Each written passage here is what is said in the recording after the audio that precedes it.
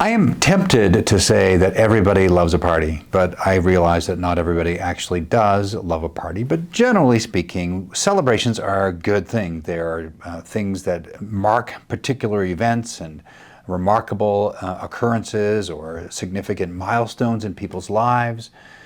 And indeed, the church calendar is filled with celebration. We call them feast days and seasons and whatnot. So we think about the season of Christmas, the feast of Christmas, which is the 25th of December, but the whole season.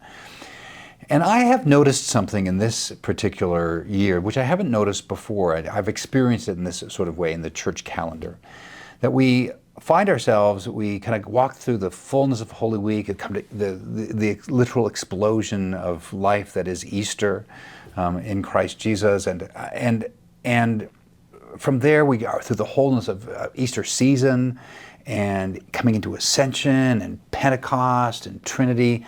There's a lot of boom celebration over the last couple of weeks, couple of months rather. And so it has been this full kind of celebratory time and season. We are entering now in the church calendar into the second kind of big half of the church year, which we call ordinary time. Now, there are a few weeks in Epiphany that are also called ordinary time as well, but this is the big chunk of ordinary time. And I find myself really grateful for ordinary time this year.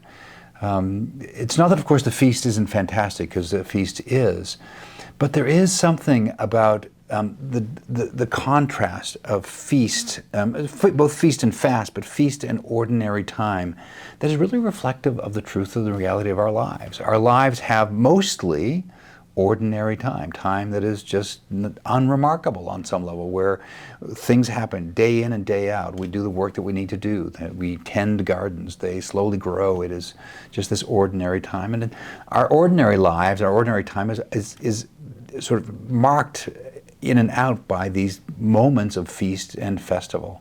And the feast and festival are great, but you can't party every day. There is a gift fundamentally, and I'm really appreciating, as we walk into ordinary time, I'm appreciating the gift of ordinary time, where it isn't a clear celebration, but there's a quietness to it. There is a reality of this is the season of quiet and continual growth. The color for ordinary time is green. It is a color of growth. It's a color of life. And it is this picture of this time that we have that really kind of runs between now and when Advent really begins in late November, early December, that we live primarily in the green of ordinary time.